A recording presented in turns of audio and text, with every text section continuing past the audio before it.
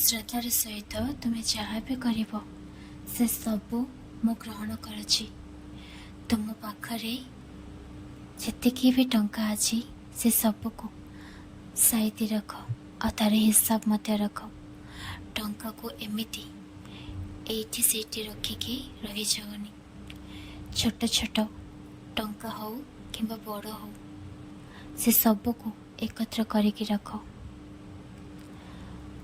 निजको केबे भी दुर्बल भावी मत छाड़ी दियोनी। मु जानी तमें किसी जिनस सही पारुन आ जानिछ तमें किछिटा जिनस स्वीकार करि पारुन। तमें जदि स्वीकार करनब तो तुमर मन सहित तुम शरीर मध्य ताको स्वीकार करनब। तुमको कष्ट हेब नहीं। तुमर कष्ट को मु ग्रहण करुछि। तमें एते चिड़चिड़ा हुअनी। सब बेले मो उद्दी को नियो आ खाइबा को ठीक भाव कर। तुम बाबा तुमको केबे भी छाड़ेनी आ ना केबे छाड़िबो। मनरे श्रद्धा आण, भक्ति आण, तुमर उन्नति हब। मु तुम जीवन को गोटे उन्नति मार्ग नवाक जाऊँगी। ता पूर्वर तो किसी तो शिखा पड़ो ना।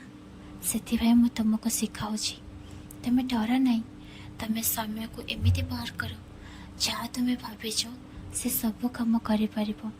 आलस्य आसूची, कष्ट हो सबको मो उद्दी द्वारा तुम्हें दूर कर। मो उद्दी पर तुम्हें जिते बेले भी विश्वास कर से तुमर सबुथिरे रक्षा कर। तो ये कहीं छाड़ी दौच एवं से ही विश्वास सहित तुम्हें मोर उद्दी को नियो और तुम्हें जहाँ को दबाक चाहूँ दियो किंतु सकारात्मक। विश्वास थे सबकि हम। विश्वास निज उपर और निज भितर जो बल अच्छी से सबको एकत्र करी ताको भल काम लगाओ। कौन भी नकारात्मक शक्ति को तुम्हें जाओ ना।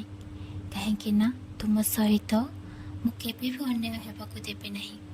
तुम्हें केमिति भावे नौच जे मु चुप पशि जाइछि। मु चुप पशिनी।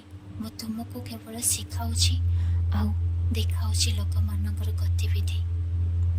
सब बेले खुशी रहिबा को चेष्टा कर। तुम्हें खुशी हेले मो मध्य खुशी होछि। आगु को तुम जीवनर गोटे नुआ अध्याय आरंभ होछि और से नुआ अध्याय रे तुमको बहुत सारा खुशी आउ